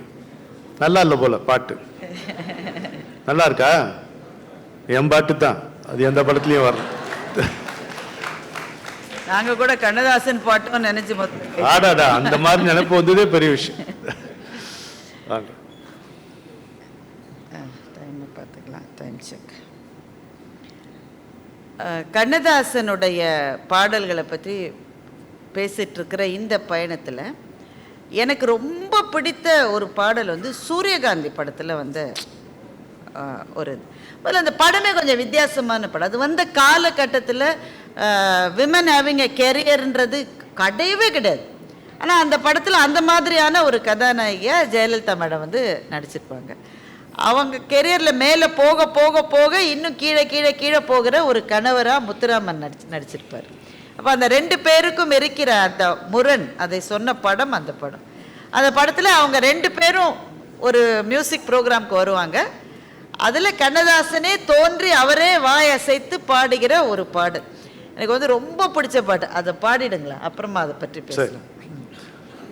உயர்ந்த இடத்தில் இருக்கும் போது உலகம் உன்னை மதிக்கும், உன் நிலைமை கொஞ்சம் இறங்கி வந்தால் நிழலும் கூட மிதிக்கும், மதியாதார் தலைவாசல் மிதிக்காதே என்று மானம் உள்ள மனிதனுக்கு அவ்வை சொன்னது, அது அவ்வை சொன்னது, அதில் அர்த்தம் உள்ளது. பரமசிவன் கழுத்தில் இருந்து பாம்பு கேட்டது, கருடா சௌக்கியமா, யாரும் இருக்கும் இடத்தில் இருந்து கொண்டால் எல்லாம் சௌக்கியமே, கருடன் சொன்னது, அதில் அர்த்தம் உள்ளது. இந்த பாடல் வந்து ஒரு களிம்பு மாதிரி, கையில காயம் பட்டா சில சமயத்துல ஒரு களிம்ப போட்டா இல்ல ஒரு எரிச்சல் எடுத்தா ஒரு இடத்துல தேங்காய் எண்ணெய் போட்டா அப்படியே அமைதியாகும் மாதிரி, அந்த மாதிரி பாட்டு. ஏன்னா நம்ம வாழ்க்கையில நம்ம எவ்வளவு பேரை பார்க்கிறோம். அவன் நமக்கு கீழே தான் இருந்தான், நாம தான் கொஞ்சம் இடம் கொடுத்தோம், திடீர்னு பார்த்தா எங்கேயோ போயிட்டான். அவனுக்கு தகுதி இல்லடா அதுக்கு அதை யார் நீயே சொல்றாத? அப்போ அந்த மாதிரி என்ன நம்ம அந்த மாதிரி சந்தர்ப்பங்கள் நமக்கு வாழ்க்கையில வந்ததில்லை. காலம் சில பேரை திடீரென்று தூக்கி கொண்டு போய் விடுகிறது. நாம தான் அவங்களுக்கான அந்த பாதையை அமைச்சு கொடுத்தோன்ற அக்னாலேஜ் பண்ணிக்கிறதுக்கு அவங்களுக்கு மனசே இருக்காது. ஏன்னா அதை சொன்னாக்க நாம போட்டிக்கு வந்துருவோன்ற மாதிரி நினைச்சு பிறக்கும் போது அவர் அப்படி இருந்த மாதிரி ஒரு தோரணிலே இருப்பாங்க. அவங்கள பார்க்குற போது நம்ம என்ன செய்ய முடியும்? எதுவும் செய்ய முடியாது. இந்த பாட்டை நினைச்சுக்கணும், இந்த பாட்டை நினைச்சுக்கணும். பரமசிவன் கழுத்திலிருந்து பாம்பு கேட்டது. சாதாரண இடத்துல மவனே அந்த பாம்பு அந்த கருடன் பார்த்திருந்தா என்ன கதியா இருப்ப நீ பரமசிவன் கழுத்துல இருக்க. ஆபீஸ்ல பாருங்க, பாஸுக்கு பக்கத்துல இன்னொரு ஆள் போயிட்டானா அவன் செல்லா பயல சல்லி பயலா இருப்பான். நீ ஒன்னும் சொல்ல முடியாது, அவனை ஒன்னும் சொல்ல முடியாது. அப்பெல்லாம் இந்த பாட்டை நினைச்சுக்கணும், குழு குழு குழு குழுன்னு இருக்கும். பரமசிவன் கழுத்திலிருந்து பாம்பு கேக்குதான். கருடனை பார்த்து, கருடா சௌக்கியமா? கருடன் சொன்னான, யாரும் இருக்கும் இடத்தில் இருந்து கொண்டால் எல்லாம் சௌக்கியம். அந்த எல்லாம் அது ரொம்ப முக்கியம். இதுல ஒவ்வொரு வரியும் இதுல ரசிக்க கூடியது. உயர்ந்த இடத்தில் இருக்கும் போது உலகம் உன்னை மதிக்கும், உன் நிலைமை கொஞ்சம் இறங்கி வந்தால் நிழலும் கூட மிதிக்கும். கண்ணதாசனோட அழகா சொல்ல தனிப்பாடல்ல கண்ணதாசன் எழுதுறாரு, கரிசல் காட்டு கழனியில் சில கால்கள் உழுத உழவு, சில கைகள் கனிந்த கனிவு, குடிசை எரிக்கும் விளக்கின் ஒளியை போல இலைகள் இரண்டு வரவு, அதில் இயற்கை கலந்த அழகு, பருத்தி என்றொரு செடி மலர்ந்தது பருவ பெண்ணை போல, அது சிரித்த சிரிப்பில் வாய் வெடித்தது சின்ன குழந்தை போல, அந்த வண்ண செடியின் மேல். இவ்வளவு பெரிய முன்னுரை எதுக்குன்னா பருத்தி காய்ச்சதுக்கு இவ்வளவு எழுதியிருக்காரு. கரிசல் காட்டிலே பூத்த பருத்திய எடுத்து சேலையா நெஞ்சாங்களாமா. அந்த சேலையை அந்த பெண்ணு கட்டிக்கிட்டாலாம். அவ கணவன் பார்த்து நல்லா இருக்கு நல்லா இருக்கு நல்லா இருக்கும் சுத்தி சுத்தி வந்தான். நாம 10 தடவை சேலையை கட்டிட்ட அப்புறம் நாம என்ன செய்வோம்? ஒரு சேலையினுடைய ஆயுள் எவ்வளவு சொல்லுங்க? எவ்வளவு பெண்கள் இருக்கீங்க இங்க? யாராவது ஒருத்தர் அதை பார்த்து இந்த சேரி நீ முன்னாடி கட்டியிருக்கல அப்படின்னு கேட்கற மட்டும்தான் சேலையினுடைய ஆயுள். அது எவ்வளவு நல்ல சாரியா இருந்தாலும் அதுக்கு பிறகு அது பின்னாடி போயிட அலமாரில ரொம்ப நாள் கழிச்சு கண்ணுக்கு பட, ஐயா இந்த மாதிரி சேலைலாம் நான் இப்ப கட்டுறதே இல்லை அப்படின்னு அதை டர்ன்னு 2ஆ கிழிச்சு அப்படி அப்படி அந்த சேலை உருமாறி கடைசியில அடுப்பங்கரையில பாத்திரம் தூக்குற அந்த கரிசல் துணி ஆயிடுச்சு. அதுக்கு யூஸ் பண்ணுவோம்ல, என்னதான் இடுக்கி இருந்தாலும் சில நேரத்துல நொடிச்சிருன்றதுக்காக அதுக்குன்னு ஒரு துணி வச்சிருப்போம்ல, அதுல உலகத்துல இருக்கிற அத்தனை அழுக்கும் அது ஒண்ணுத்துலதான் இருக்கும். அந்த துணி ஆயிடுச்சு. நேத்திக்கு என்னவா இருந்தது? நேத்திக்கு அவளுடைய அலமாரியில நல்ல புடவையா இருந்தது, ஃப்ரண்ட் ரோல இருந்தது. இன்னைக்கு அது பாத்திரத்தை எடுத்து இறக்கி தூக்கி போடுற துணி ஆயிருச்சு. அந்த துணி தான் இவ்வளவு சொல்லுது. கரிசல் காட்டு கழனியில நான் பிறந்ததுல இருந்து இவ்வளவு வந்தேன்னு சொல்லி அந்த கந்தல் துணி கவிதையை முடிப்பதாக கண்ணதாசன் முடிக்கிறார். வாழும் நாளில் வாழ்ந்த என்னை வைத்த இரும்பு பெட்டி இன்று உதைக்கும் என்னை எட்டி, நிலை தாழ்ந்த போது மனிதர் கூட உடைந்த பானை சட்டி, யார் உறவு கொள்வார் ஒட்டி. அதத்தான் இங்க எழுதியிருக்காரு. உயர்ந்த இடத்தில் இருக்கும் போது உலகம் உன்னை மதிக்கும், உன் நிலைமை கொஞ்சம் இறங்கி வந்தால் நிழலும் கூட மிதிக்கும். வாழ்க்கைக்கு தயாராக்குறார் பாருங்க. நம்ம இந்த மாதிரியான சர்ப்ரைசஸ் இருப்பதுதான் வாழ்க்கை. நீ விழுந்துட்டேன்னா ஒரேடியா விழுந்துட்டேன்னு நினைச்சாத, எழுந்துட்டேன்னா நீ தான் உலகத்திலேயே டாப்புன்னு நினைக்காத. சுற்றி கொண்டே இருப்பது வாழ்க்கை என்கின்ற மாபெரும் நியதியை கண்ணதாசன் சொல்லித்தரார். இதுல இருக்கிற இலக்கிய தாக்கம் எனக்கு ரொம்ப பிடிச்சது. தலைவாசல் மிதிக்காதே மிதிக்காதே என்று யாருக்கு அவ்வை சொன்னாங்க? மானமுள்ள, எல்லாருக்கும் சொல்லல, மானமுள்ள மனிதருக்கு. ஆமா, நேத்திக்கு வீட்டுக்கு வந்த கட்சியில தான் இன்னைக்கு திரும்ப போறோம். அப்ப அவைய நினைச்சுக்கிட்டா போக முடியுமா உங்களால? அது எல்லாருக்கும் இல்லடா மகனே, மானமுள்ள மனிதருக்கு அவை சொன்னது. அது அவை சொன்னதுலயே ஒரு அது அழகான கதை இருக்கு. இந்த அவை பாட்டி கிழவிக்கு நல்ல திமிரு, எனக்கு ரொம்ப பிடிக்கும். அது காரணமே அதுக்கு அந்த கெத்து. அதுக்கு அது அவைகிட்ட போய் சொன்னாங்களா, ஒரு மன்னன் பரிசு தரான், வா வா வா. உடனே புலவர்கள்லாம் விழுந்தடிச்சு ஓடுவாங்களா. அவை அப்படிலாம் போக மாட்டான். எதுக்கு பரிசு? 4 கோடி பாட்டு பாடினா பரிசு தரானாம். எவனாவது 4 கோடி பாட்டு பாட முடியுமாப்பா? இல்லை, அவன் பரிசு தரானா, முயற்சி பண்ணி பார்க்கல. எல்லா புலவரும் போனாங்க, யாராலையும் 4 கோடி பாட்டு எப்படி பாட முடியும்? அந்த மன்னன் ஒரு பெரிய ஆர்மியே போட்டு எண்ணெய் வச்சிருக்கான். எண்ணி இல்லை இது 1 கோடி கூட நீ தாண்டலன்னா அவனுக்கு பரிசு கிடையாது. அதுக்கப்புறம் ஒருத்தர் கூட தேரலன்னு அவை பாட்டி கடைசியா போச்சு. கடைசியா போன உடனே, பாட்டி உனக்கு ஏற்கனவே வயசாரிச்சு முடியல, நீ 4 கோடி பாட்டு பாடுற மட்டும் யார் காத்திருக்கிறது? பாடுவியா? நான் 4 கோடி பாட்டு பாடுவேன். சரி பாடுன்னா. அவை சொன்னா, மதியாதார் முற்றம் மதித்தொரு பார் சென்று மிதியாமை கோடி பெறும். 1 கோடி ஆச்சு. 1 கோடி. உன்னீர் உன்னீர் என்றே ஊட்டாதார் தம்மனையில் உண்ணாமை கோடி பெறும். 2 கோடி. இந்த 2வது கோடி ரொம்ப முக்கியங்க. கல்யாணத்துக்கெல்லாம் சாப்பிட போறீங்க, சாப்பிட போறீங்க கல்யாணத்துக்கு. சில பேர் போக மாட்டாங்கப்பா, அதுக்காக கேட்டேன். ஏன்னா அது ஒரு காலம். அது இலையில வந்து வாங்க வாங்கன்னு கூப்பிட்ட பிறகுதான் பந்திக்கு போவது ஒரு காலம். இப்போ நான் சாப்பிட்றேன், என் பின்னாடியே 2 பேர் நிற்கிறான் ஒரு கல்யாணத்தில். அதில் ஒருத்தர் சொல்கிறான், இந்த ஆண்டி அதிகமாக சாப்பிட மாட்டாங்கடான்னு. இப்போ நான் எந்திரிக்கலன்னு என்னை தள்ளி விட்டு அவன் இலையில உட்காந்துருவான். அப்படி படை எடுக்கிறாங்க. அது அவ்வை சொல்கிறா, செய்யாதரான்றா. மதியாதார் முற்றம் முற்றத்தில் வாசலுக்கு கூட நீ போகக்கூடாது. மதியாதார் முற்றம் மதித்தொரு பார் சென்று மிதியாமை கோடி பெறும். உன்னீர் உன்னீர் என்றே ஊட்டாதார் தம்மனையில் உண்ணாமை கோடி பெறும். கோடி கொடுத்தும் குடிப்பிறந்தோர் தம்மோடு கூடுவதே கோடி பெறும். கோடானு கோடு கொடிப்பினும் தன்னுடைய நாக்கோடாமை கோடி பெறும். மொத்தம் 4 கோடி ஆச்சு, பரிசு கொடுன்னு வாங்கிட்டு போயிட்டாங்க. அந்த இந்த பாடல்கள்ல அதுல எப்படி கொண்டு வைக்கிற பாருங்களா, அது ஒரு ஸ்டெப்ல ஏறுற மாதிரி இல்லை, அப்படிதானே? ஒரு ஸ்டெப்ல ஏறுற மாதிரி. முதல் ஸ்டெப்பே வந்து it's very close to our lifes. மதியாதார் முற்றம் மதித்தொரு பால். இது நம்ம உறவுக்காரங்க, நண்பர்கள், ஊர் பெரியவர்களுக்காக சொன்னதில்லை. நம்முடைய அலுவலகங்களில் நமக்கு எவ்வளவு அனுபவம் இப்படி இருக்கு. If you are continuously denied of an elevation or a rise or a promotion, don't think it is happening by chance. It is happening by design. And then you should move on. நமக்கு வாய்ப்புகள் எவ்வளவோ இருக்கு.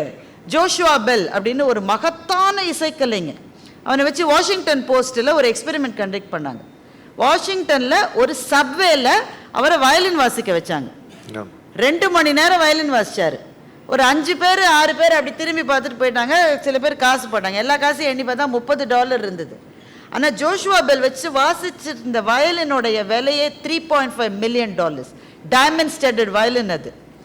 அந்த இடத்துல அவரை யாரும் எதிர்பார்க்கல. அதுக்கு முந்தின நாள் பாஸ்டன்ல ஒரு கச்சேரி பண்ணியிருக்காரு. It was a full house. ஒரு டிக்கெட் $1000 கொடுத்து அடிச்சு பிடிச்சு பார்த்துருக்காங்க. அதே ஆளு அடுத்த நாள் அதே ஆளு தான், அதே வயலின் தான், அதே மியூசிக் தான்.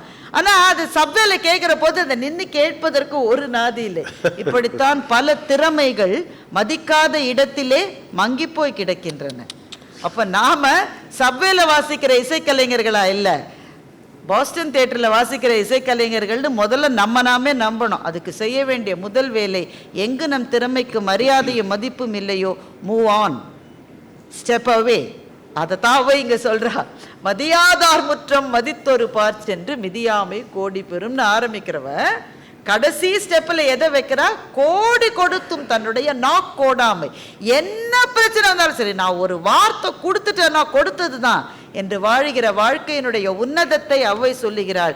இந்த 4 கோடியையும் சொன்ன அவ்வையை வழிபட்டு கைகூப்பி கண்ணதாசன் பாடிய பாடல். இந்த பாட்டுல மானமுள்ள மனிதனுக்கு அவ்வை சொன்னது அதில் அர்த்தம் உள்ளது அப்படின்னா, உன் நிலைமை கொஞ்சம் இறங்கி வந்தா நிழலும் கூட மிதிக்கும்னார்ல. இது பிற்பாடு வந்த படம். இதுக்கு முன்னாடி ஒரு படம், பாரதி அம்மா சொன்ன மாதிரி ஒரு பாடாவதி படம், நீங்க பார்த்துருக்க மாட்டீங்க, ஞாபகம் இருக்காது. ஆனால் அது பாட்டு அருமையான பாட்டு. அதுக்கு முன்னாடியும் சரி அதுக்கு பின்னாடியும் சரி அப்படி ஒரு பாட்டு வரவே இல்லை. என்ன பாட்டுன்னா, ஒரு சலூன்ல பார்பர் ஷாப்ல பார்பர் பாடுற மாதிரி ஒரு பாட்டு. எம்.ஆர். ராதா தான் அந்த பார்பர், அவர் பாடுற மாதிரி. நீங்க எங்கேயாவது அந்த மாதிரி ஒரு பாட்டு கேட்டிருக்கீங்களா? இல்லை. எத்தனையோ படங்கள் வந்தது, ஒரு பார்பர் பாடுற மாதிரி. என்ன அந்த பல்லவிலேயே முடிச்சிருவார். எத்தனை தலையை நாங்க தடவுறோம், ஏதோ சொந்தமா பந்தமா, சொந்தமும் இல்லை பந்தமும் இல்லை, சொன்னபடி தலையை காட்டுறா இருக்கிறோம். நாங்க மந்திரி இல்லை, நாங்க மன்னரும் இல்லை, சொன்ன இடத்தில் அமர்ந்து கொள்கிறார். நீங்க ஏதோ பெரிய பேங்க் மேனேஜரா இருப்பீங்க, 3ஆம் சேர்ல உட்காரு, நானும் உட்கார வேண்டியதுதான். எப்படி சொல்றாரு பாருங்க. ஆக சொந்தமும் இல்லை பந்தமும் இல்லை, சொன்ன இடத்தில் அமர்ந்து கொள்கிறார், நாங்க மந்திரி இல்லே, மன்னரும் இல்லே, வணக்கம் போட்டு தலையை சாய்க்கிறார். அங்கதான் தலை சாய். சொந்தமும் இல்லே, பந்தமும் இல்லே, சொன்ன இடத்தில் அமர்ந்து கொள்கிறார். நாங்க மந்திரி இல்லே, மன்னரும் இல்லே, வணக்கம் போட்டு தலையை சாய்க்கிறார். வளர்ந்து விட்டால் மனிதர் எல்லாம் குரங்குகளாவார், மனிதர் குரங்குகளாவார். நாங்கள் மழித்து விட்டால் மறுபடியும் மனிதர்களாவார், அழகுள்ள மனிதர்களாவார். மைனருக்கெல்லாம் வெட்டி முடிப்போம், பக்தருக்கெல்லாம் மொட்டை அடிப்போம், தாடையில் கொஞ்சம் மீதியை விட்டு பாக்கியை நீட்டுவோம். சொந்தமும் இல்லே, பந்தமும் இல்லே. இதுக்கப்புறம் வராது பாருங்க. மானமுள்ள மனிதனுக்கு அவ்வை சொன்னது, தலையின் இழிந்த மயிரணையர் மாந்தர் நிலையின் திரிந்த கடைங்கிறார். தன் மானத்தை இழந்து ஒருத்தன் தன்னுடைய நிலையிலிருந்து விழுந்துட்டான்னா அவன் எதுக்கு சமானம்னா தன்னுடைய தலையிலிருந்து விழுந்த தன்னுடைய மயிருக்கு சமானம்ன்றார். தலையின்றி இன்று இழிந்த மயிரணையர். அது எப்படி சொல்றாரு பாருங்க. இருக்கும்போது தைலம் போட்டு அழகு இல்லைங்க, சரி இருந்த போது தைலம் போட்டு வச்சு, இருக்கும்போது தைலம் போட்டு அழகு செய்கிறார் மனிதர், அழகு செய்கிறார். கொஞ்சம் இறங்கி விட்டால் திரும்பி பார்க்க வெறுப்பு கொள்கிறார், அவரே வெறுப்பு கொள்கிறார். உள்ள இடத்தில் உள்ளவரைதான் இந்த உலகம் உன்னை மதிக்கும், நிலைமை கொஞ்சம் மாறிவிட்டால் ஏறி மிதிக்குமே. உள்ள இடத்தில் உள்ளவரைதான் இந்த உலகம் உன்னை மதிக்கும், நிலைமை கொஞ்சம் மாறிவிட்டால் ஏறி மிதிக்குமே. அதான் அப்படியே வந்திருக்கு இந்த பாட்டுல. அப்படி உயர்ந்த இடத்தில் இருக்கும் போது உலகம் உன்னை மதிக்கும், உன் நிலைமை கொஞ்சம் இறங்கி வந்தால் இன்னும் கூடுதலா சொல், நிழலும் கூட மிதிக்கும். கண்ணதாசனுக்கு வந்த கம்பனுடைய தாக்கத்தை பற்றி பேசிக்கிட்டு இருந்தோம். அதுல ஒரு காட்சி நேரம் அதோட சரியா தெரியல. இன்னொரு 5 நிமிஷம் எடுத்துக்கலாமா? 5 நிமிடங்கள் 10 நிமிஷங்கிறார் அவர். கவிஞர் சொல்கிறார் 2 பேர் தான் இருப்போம். அந்த சுயம்வர காட்சி, வில்லை யாரோ முறித்து விட்டான்ற செய்தி சீதைக்கு வருது. ஏன்னா சீதை வில் முறிக்கப்பட்ட மண்டபத்தில் சீதை இல்லை, அவள் உள்ளே இருக்கிறாள். ஆனால் கம்பனுடைய படைப்பின்படி அதற்கு முந்தின நாள் ராமனும் சீதையும் சந்தித்திருக்கிறார்கள். அண்ணலும் நோக்கினான், அவளும் நோக்கினாள். அவன்தான் தன்னுடைய கணவன்ற எண்ணம் மனசுல வந்துருச்சு. ஆனா இப்ப வில்லை முறித்தது அவன் தானான்னு தெரியாது. அப்போ சீதையினுடைய கையிலே மாலையை கொடுத்து அவளை சுயம்வர மண்டபத்துக்கு கூட்டி கொண்டு வருகிற காட்சியை கம்பன் எழுதுகின்றான். அப்போ அந்த காலம் அது. அதனால பெண் தலையை நிமிரக்கூடாது. இப்பெல்லாம் பொண்ணுங்களாம் டான்ஸ் ஆடிட்டது உள்ளே வருது. பயல்கள்லாம் பயந்து பம்மி இருக்காங்க ஒரு ஓரமா, வரும்போது டான்ஸ் ஆடிட்டு தான் வருது. அது அந்த காலம். அது இதுல சரி தப்புன்றது கிடையாது. there are only consequences, no rights and wrongs. So அந்த காலத்தினுடைய மரபின்படி சீதை தலையை நிமிரவில்லை, நிமிரும்படி அவளுக்கு கற்பிக்கப்படவில்லை. ஆனால் மனசுக்குள்ள எவ்வளவு பெரிய ஒரு போராட்டத்தோடு அவன் அந்த அரங்கத்துக்குள்ள வந்திருக்கணும். நான் தலை நிமிர, இந்த ஆள் இல்லைப்பா அப்படி சொல்ல முடியாது, இந்த ஆள் தான் அதுவும் சொல்ல முடியாது, இந்த ஆளா இல்லையானே அவளுக்கு தெரியாது. ஆனால் அவன் பார்த்த முகமும் அந்த முகத்திலே இருந்த புன்னகையையும் அவள் இன்னும் மறக்கவில்லை. அந்த அப்பா ராமன் அவளை பார்த்து இதழ் விரித்து சிரித்திருக்கிறான். அந்த புன்னகை அவளுடைய நெஞ்சத்திலே இருப்பதாக கம்பன் எழுதுகின்றான். இப்போ இந்த போயாச்சு, கம்பன் எழுதினா அவன் தானான்னு பார்க்கணும் அவளுக்கு. கைவளை திருத்துபு கண்ணின் கண்டனள் என்று கம்பன் எழுதுகின்றான். கையில் வளையல் போட்டிருக்கா, அந்த கை வளையை அப்படி சரி பண்ற மாதிரி பண்ணினாலும் 3 அர்த்தம் அதுக்கு. கைவளையை அவ சரி பண்ணினாலாம். எல்லாரும் வளையல பார்த்தாங்க, இவன் அவனை பார்த்துட்டான், அப்பாடி அவன் தான்ப்பா அப்படின்னு. அது இன்னொரு பொருள் இருக்கிறது. இவள் கையினுடைய அந்த வளையலை சரி செய்தால் அது மாணிக்கத்தினால் செய்யப்பட்ட அந்த மாணிக்கம் பதித்த வளையல். அதில் இருந்த அதில் அவனுடைய அந்த ரிஃப்ளெக்ஷன், அந்த உருவம் தெரித்தது.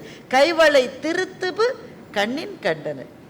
இவ அவனை எப்படி பார்த்தான்றதை கம்பன் எழுதல. இவ கைவளையை திருத்தரா மாதிரி கண்ணிலே கண்டாள் என்று எழுதினான். இவ வளையை சரி செய்யற போது எல்லாரும் வளையலை பார்த்தார்கள், சில பேர் இவளை பார்த்தார்கள், ஆனால் இவள் அவனை பார்த்து விட்டாள். அவன்தான் என்று தெரிந்தவுடனே மலர்ந்தது அவளினுடைய உள்ளம் என்று கம்பன் எழுதுகின்றான். இந்த காட்சி கண்ணதாசனுக்கு அவ்வளவு பிடித்திருக்கிறது. அது அப்படியே எடுத்து ஒரு படத்துல ரோஜாவின் ராஜா படத்துல சிவாஜி கணேசன் சாரும் வாணிஸ்ரீயும் காதலர்கள். சிவாஜி கணேசன் சார் தன்னுடைய நண்பனுக்காக பொண்ணு பார்க்கறதுக்கு வருவார். ஏவிஎம் ராஜன் தான் அந்த நண்பன். பார்க்க வந்த பொண்ணு அந்த வாணிஸ்ரீ தான். அப்போ ஒரு பாட்டை எழுதுறார். அவங்க பாடுன்றாங்க, பொண்ணு பார்க்க வந்ததுனால பாடுன்னு சொல்றாங்க. அது சுசீலா அம்மா அவனுடைய குரலா அது தேன் மழை அல்லவா, தேன் மழை. ஜனகனின் மகளை மணமகளாக ராமன் நினைத்திருந்தான். அவள் சுயம்வரம் கொள்ள மன்னவர் சிலரும் மிதிலைக்கு வந்தது. இவ்வளவு சாவகாசமா ஒரு பல்லவி எங்கேயாவது செட்டிங் த டோன் மாதிரி. அது பல்லவிக்கு இருக்கிற துள்ளல், இது வேகம், பின்னாடி 1000 வயலின் எதுவுமே கிடையாது. ஸ்ட்ரெயிட்டா பாட்டுக்குள்ள வருவாங்க. ஜனகனின் மகளை மணமகளாக ராமன் நினைத்திருந்தான். அவள் சுயம்வரம் கொள்ள மன்னவர் சிலரும் மிதிலைக்கு வந்திருந்தான்.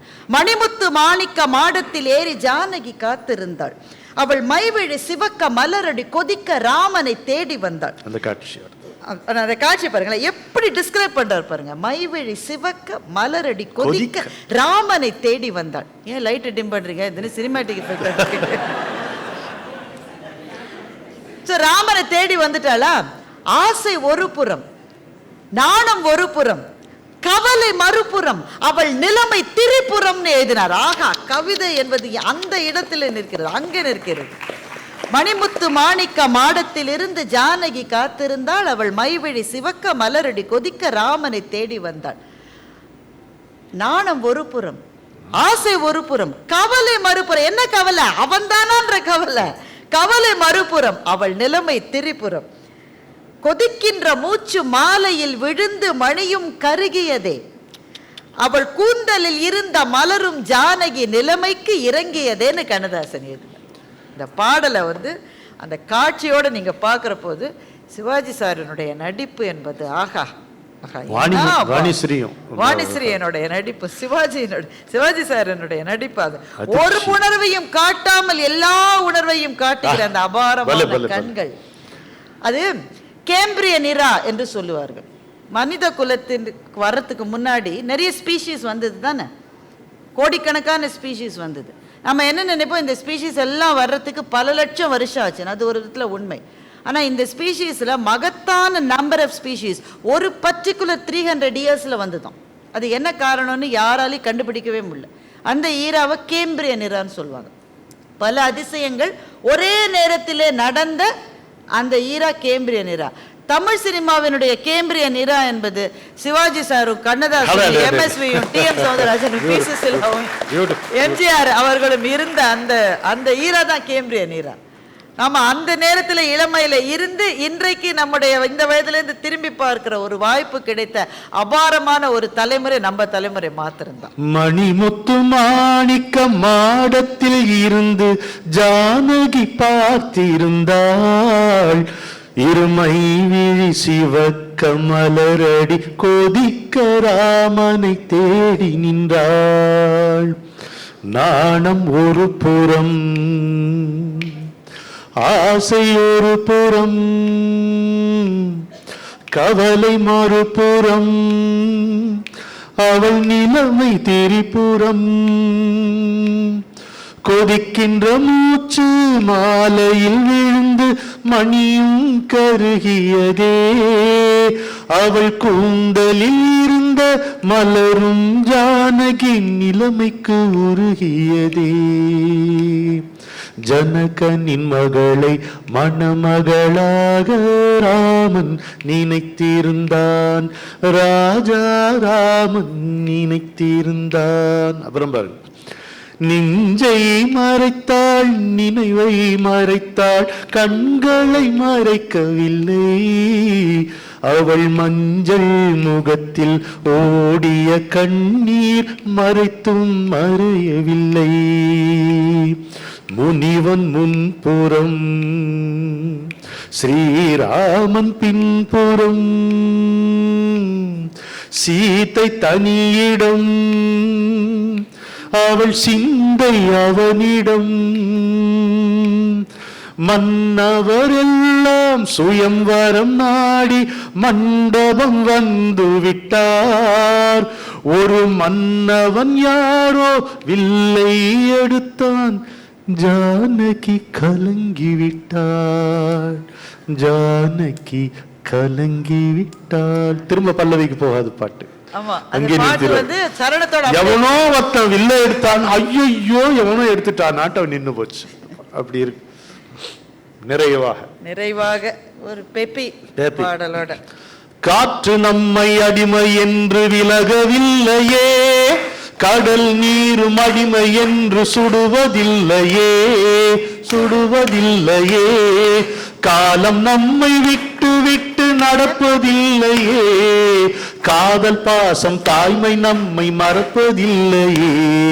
ஒரே வானிலே காட்டணும், ஒரே மண்ணிலே, ஒரே வானிலே, ஒரே மண்ணிலே, ஒரே கீதம், உரிமை கீதம் பாடுவோம். பப்பா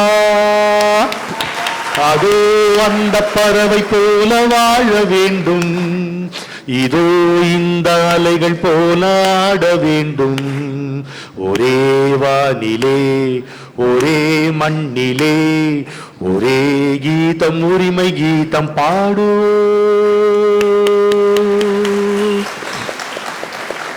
வில்லன் நம்பியாரும் சிரித்து கொண்டு பாடிய ஒரே பாடல் தமிழ் சினிமாவில் இதுதான்.